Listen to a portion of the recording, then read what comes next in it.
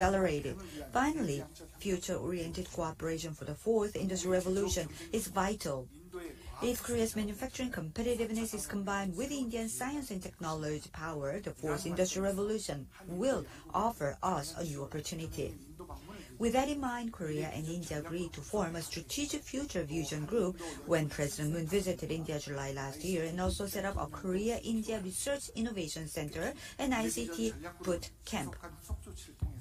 And also digital transformation, future manufacturing, and future utilities, healthcare, all of these will be our main four core areas. And digital transformation, future manufacturing, future utilities, and healthcare will be the area that we'll pursue. With Your Excellency's visit to Korea, the two countries also agreed to cooperate in the field of startup. As long as both Korea and India continue to cooperate in this direction, we will be able to bear fruits in the near future. Ladies and gentlemen, Indian proverb says, "Help your brother on the other ship, then your ship will arrive at the coast smoothly."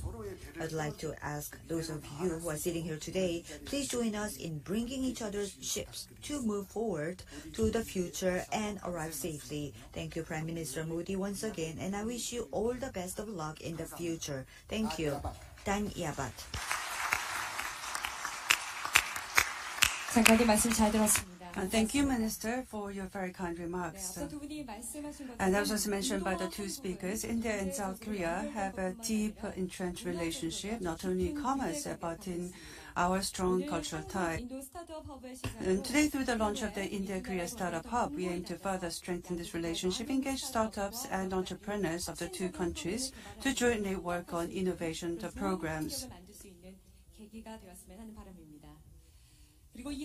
And the Startup Hub is a joint effort of Invest India and Kotra to enable startups, investors, and incubators of both countries to foster the knowledge exchange and networking opportunities. And this was first agreed upon at the state visit by President Moon Jae-in. And also through the hub, I sincerely hope that with the backing of the India State Bank and the Mahindra Group, we will be able to launch a grand challenge for startups of India.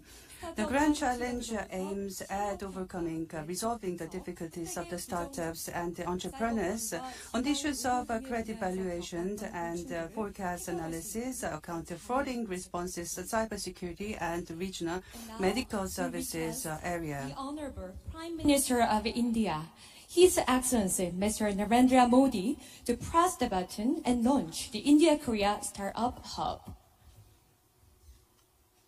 His Excellency Prime Minister, please press the button. 네, 장관님과 함께 버튼을 누르시겠습니다. And with the Minister, the Prime Minister is going to press the button, and the KCCI Chairman is also going to take a part in this session.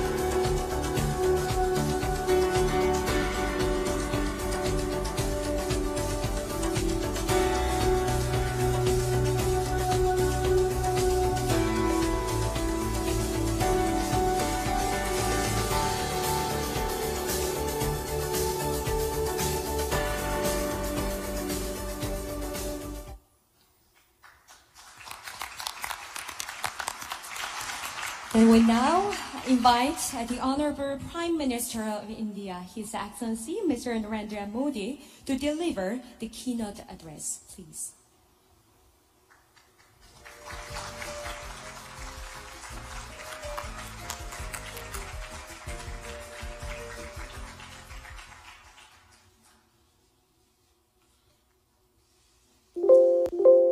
Your Excellency, Yun Masoom, Minister of Trade, Industry and Energy, distinguished business leaders, friends, a very good afternoon. I am delighted to meet you all today in Seoul. This is my third interaction with the Korean business leaders in the span of just 12 months. This intensity is international. I wish to see more and more Korean business turning their attention to India. Even when I was the Chief Minister of the state of Gujarat, I traveled to Korea. Korea was and still remains a role model of economic growth for me. Friends, India today, a country of 1.25 billion people, is going through a great transition. It is changing from an agriculture-dominated economy to an economy led by industry and services. An economy that is close to one that is globally interlinked. An economy that is known for its red tape to one known for a red carpet. India has emerged as a land of opportunities. While we work for realizing the Indian dream, we seek like-minded partners. And among them, we see South Korea is truly natural partner. India-Korea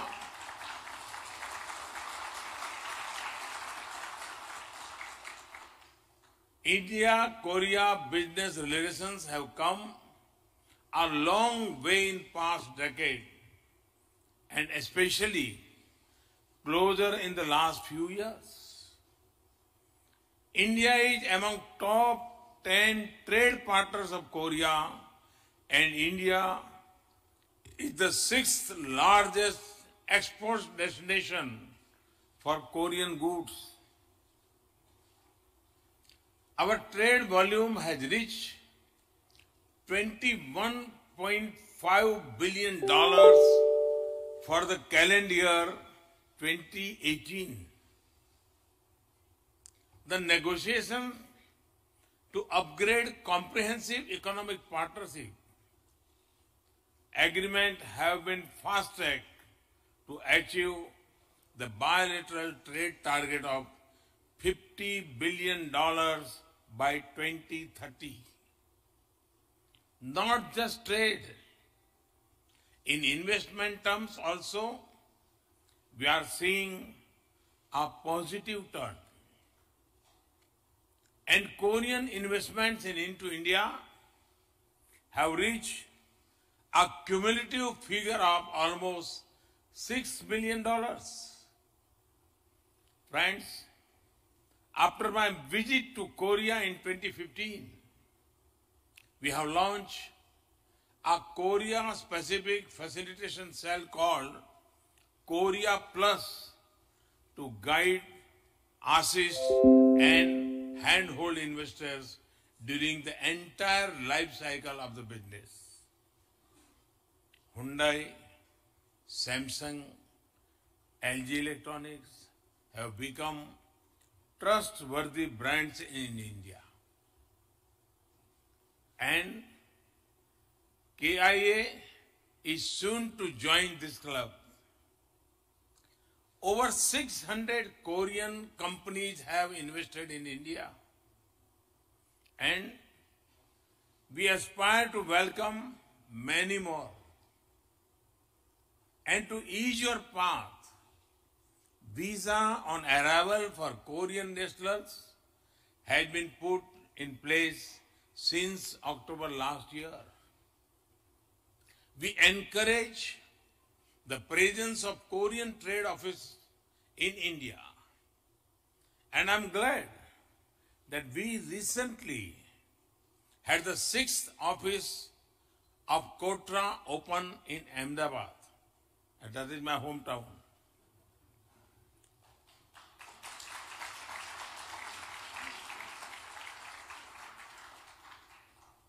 Let me tell you a little more about what is happening in India now. The fundamentals of our economy are sound. We are well set to become a $5 trillion economy in the near future. No other large economy in the world is growing at over 7% year after year. Hard policy decisions, such as the introduction of goods and service tax, have been taken. In the last 4 years, we have jumped 65 places in the World Bank's Ease of Doing Business ranking to 77th.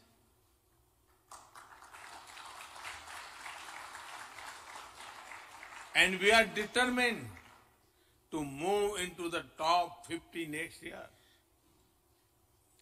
We are one of the most open countries for foreign direct investment today. More than 90% of our sectors are now on automatic route for approval.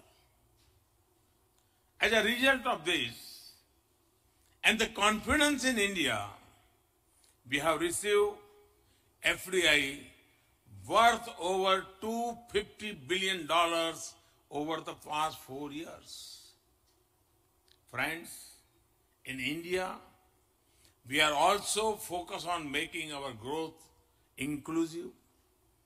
It is for this reason that we have taken strong initiatives for financial inclusion. In the course of the past 3 years, we have opened over 300 million bank accounts for those who never had a bank account. Now, 99% of Indian households have a bank account, and more than $12 billion have been deposited in these accounts. They now have access to affordable pensions and insurance. Under the Mudra scheme, we have extended microcredit worth more than $90 billion to 128 million persons over the past 3 years. 74% of these loans have gone to women. We have leveraged the power of a biometric identity system, bank accounts, and mobile phones to deliver subsidies and services to the previously unbanked. Government benefits worth more than $50 billion are now transferred directly to the beneficiaries, thus removing leakages. We have taken huge strides in rural electrification. India is now recognized by the International Energy Agency as one of the greatest success stories in bringing about rural access to energy in 2018. In renewable energy, we have become the 6th largest producer in the world. These and our initiatives of the International Solar Alliance will enable India to be a pioneer in moving in the direction of a green global economy. That is our commitment to a green and sustainable future. Through these steps, the way of life of our people in all corners of the country is being transferred. It's totally transformed.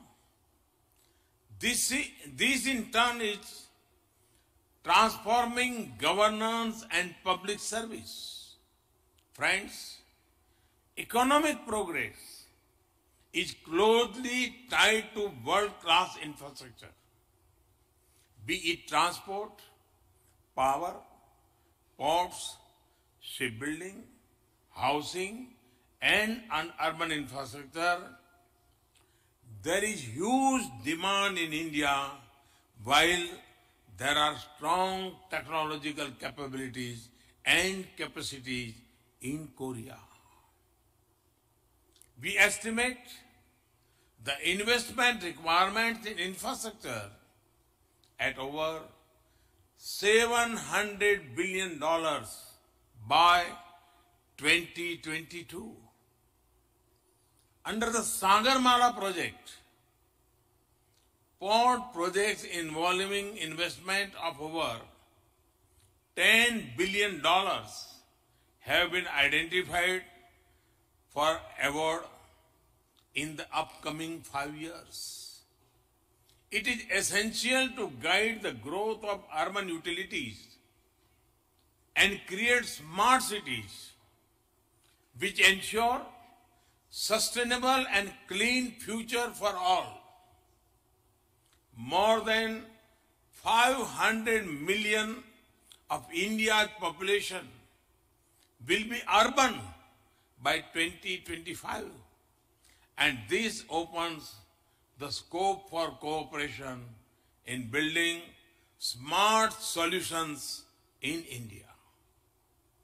Recognizing the importance of supporting India's infrastructure development, India and South Korea have identified $10 billion under Korea's Economic Development Cooperation Fund and export credit to finance such projects. While aiming for fast economic growth, India is also rooted in the principles of ensuring sustainable economic growth. For example, in automobile sector, the National Electric Mobility Mission aims for affordable and efficient electric vehicles. South Korea, being a leading manufacturer of electric vehicles, has a huge opportunity in this sector in India. Friends, research and innovation would be the driving force in the fourth industrial revolution era. And we do understand that the role of government is to provide the support system. In this regard, we have introduced flagship programs, Startup India, with $1.4 billion fund for 4 years to create a startup ecosystem in India. Under the able leadership of President Moon, South Korea has also unveiled are programmed to spend $9.4 billion by 2020 in a bid to increase capital supply for startups and venture-friendly environment. This synergy in policy and this synergy in policy regime is a reflection of areas of common interest for both India and Korea. Our vision of an India-Korea Startup Center will provide a hub for Korean startups and Indian talent to freely communicate. South Korean National IT Industry Promotion Agency has already opened their Indian office in Bengaluru to facilitate Korean startups to India. In the field of innovation, both countries have decided to establish India-Korea Future Strategy Group, an India-Korea Center for Research and Innovation Cooperation, to provide an institutional framework for future-oriented cooperation based on research, innovation and enterprises. Friends, it is our earnest desire to work with Republic of Korea more closely to realize the dream of our citizens. Efforts by the governments will not be realized unless business leaders like you share the same dreams. I would like to conclude here with Korean expression.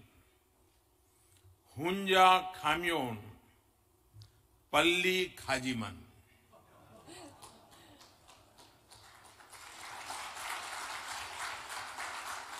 If you walk alone, you can go fast.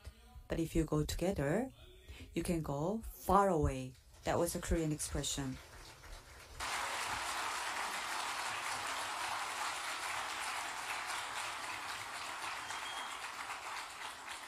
I entirely agree with its meaning that you would go fast if you go alone, but you would go far if you go together. Thank you very much. Thank you very much, His Excellency. 네, 인도 나렌드라 총리, 모디 총리님 대단히 감사합니다. 훌륭한 기조연설 말씀 잘 들었습니다. 네, 이렇게 기조 연설을 함께 하셨습니다.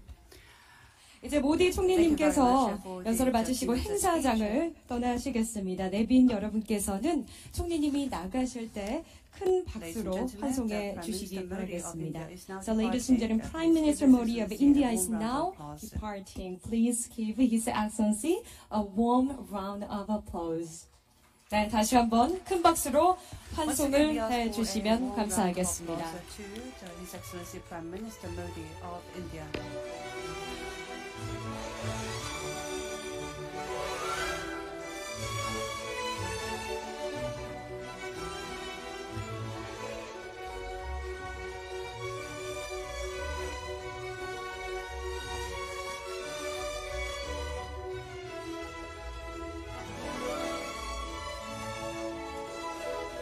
네, 여러분 다시 한번 따뜻한 박수로 환송해 주시기 바랍니다. 정말 역사적인 연설을, 기조 연설을 해주신 모디 총리님께 다시 한번